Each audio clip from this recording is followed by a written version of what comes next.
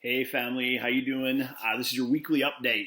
This is going to be a very simple video for this week because Nathan's away on holidays.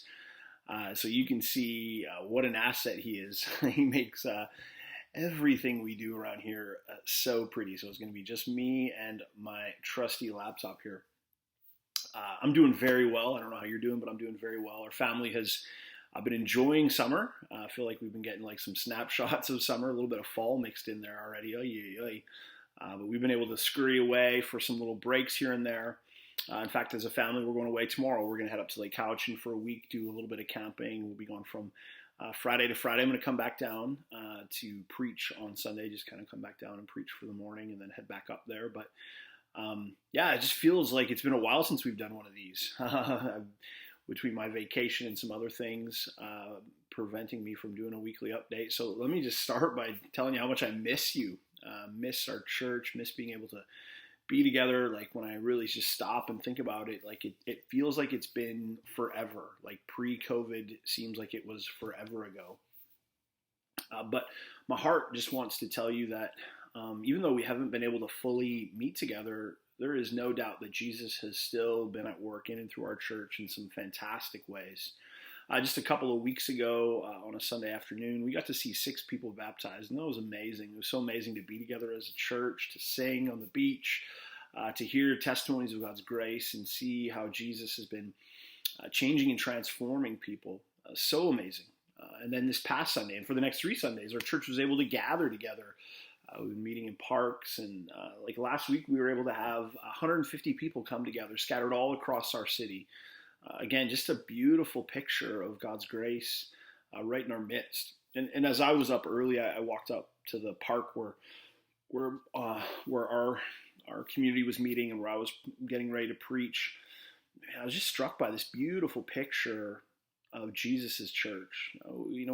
We get this picture of the church in the book of Acts, of a church that was forced to scatter. Because of persecution, the church just had to scatter. They had to scatter to save their own lives. But it was because of that scattering that the Spirit of God actually used people. He used ordinary people like you and me to plant churches. And I can't help but wonder if that's some of what God is doing right now, that as He is calling the church to not be able to gather together, there's this sense in which although God doesn't want COVID, He doesn't want the broken things that come along with it, we do know that Jesus is all about redemption. He's all about bringing redemption to broken things. And one of the ways in which He maybe wants to redeem this season is as we're scattered, He wants to send us out to go plant churches. I actually said that in the gathering I was in. What if this was a church plant that God was ordaining, that He was making happen? And so on Sunday we had this beautiful picture for communities of people gathered all across our city and scattered all across our city. Beautiful, beautiful picture.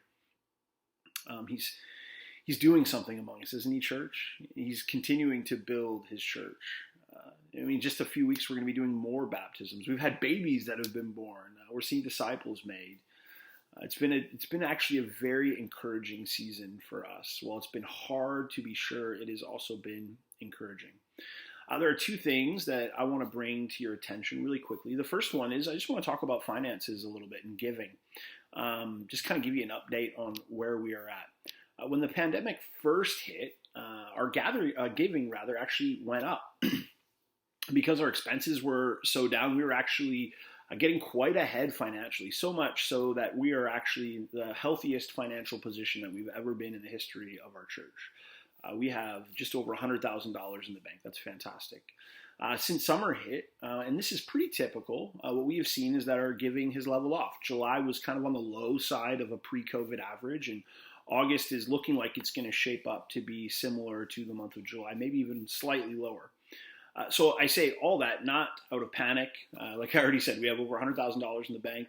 We're doing fine, but just simply to encourage you to continue to be generous and to continue to steward the resources that Jesus has given you to continue to further His mission in our city. We have plans coming up in the fall that are going to require us to start spending money. And so we just want to encourage you. I know it's hard in this season where we're not always together. We get out of rhythms, we get out of habits, we forget. We're used to going on a Sunday and giving that way. We're used to being like reminded all the time. So I just want to encourage you to continue to make that a priority. Continue to steward the resources that God has given you for His mission. All the information on how to give when we're scattered like we are is on our website, westvillagechurch.com/give. You can just head over there, westvillagechurch.com/give, and you can give. You can drop checks off at the office. You can e-transfer. You can set up for pre-authorized giving. You can text to give. There's all kinds of ways to give. So that's the first thing. Second thing is this. I want to talk just a little bit about our Sunday gathering.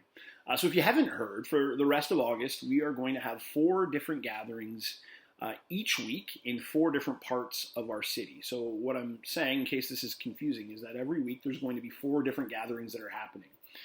There's going to be one in Souk, there's going to be one in Saanich, there's going to be one in Langford, and there's also going to be one in the Colwood-Metchosin area. Each of these gatherings has live music, it has live preaching, and it has live other people. Imagine that. Now, I want to be like 1,000% clear because I'm keenly aware of where people are at. People are concerned. COVID's a thing. I don't know what all the numbers mean that we're hearing, but there seems to be a little bit of an uptick on the numbers. You need to understand like the context. I think this might be helpful for some people. These gatherings are like in massive fields. So all of them are taking place in elementary schools, like on their huge soccer fields. So you have tons and tons of space. The gatherings are all capped at 50, and you can have as much space as you want. I mean, you can functionally come and sit 100 yards away from the next closest person, still be able to hear, still be able to sing, still be able to participate. We are taking every precaution that the government is requiring of us, and even more than we need to. The only hitch is you do have to register to come, and you can do that. You just go over to our Facebook page, facebook.com/West Village Church, and you can see all the links there and where to sign up. If that's confusing or you can't find it for some reason, just send Andrew an email at andrew@westvillagechurch.com, and he will help you. He'll help you out. I will just say this about our gatherings. We don't know what the fall holds. I mean, we know COVID's going to be a part of the fall. We know that we're not going to be able to gather outside. That if we are going to be able to gather physically, somehow it's going to have to shift inside, and we're still figuring out what some of that looks like. So there's kind of this unique opportunity we have right now for the next 3 weeks to gather in what I would argue is probably the safest way possible. And so I just think it's really important for us to be together. I think it's an important rhythm for our church. I think it's an important rhythm for you. I think it's extremely unhealthy, not just physically, not just emotionally, but also spiritually, to be completely disengaged and disconnected from other human beings, in particularly those who are followers of Jesus. We had many people who came on Sunday who said, it was so good to be together. It was so good to hear a sermon preached. It was so good to hear a few other voices singing. And believe me, this is not, this is not production. There's no PA system. This is clunky, music on an acoustic guitar and clunky, awkward sermon in a field. But there's something about it that the Spirit of God uses to encourage our hearts. And so, I just want to encourage you to make that a priority. So again, sign up, send Andrew an email, go to our Facebook page and sign up. I'll just say this too before I close. We are working on some pretty significant plans for the fall. As we've been saying all along, we're going to take this thing week by week, but we just had a meeting talking about what the fall could look like. We're starting to work on some things. I will save that announcement for another day. But I do want you to know that we do have some things that we are planning for the fall. So pay attention to social media, pay attention to the weekly updates, pay attention to your emails. And as always, just want you to know that you're deeply loved and know that Jesus loves you so much, man. I miss you. I miss our church. We love you. We are praying for you. If there's anything you need, reach out to us and let us know so that we can help you. But man, I look forward to seeing you in one of those parks as I move around from week to week. And looking forward to the day that we can be together again. And super thankful for how Jesus is at work in us and through us. So anyway, hope you're doing well. Let us know if there's anything you need. Blessings.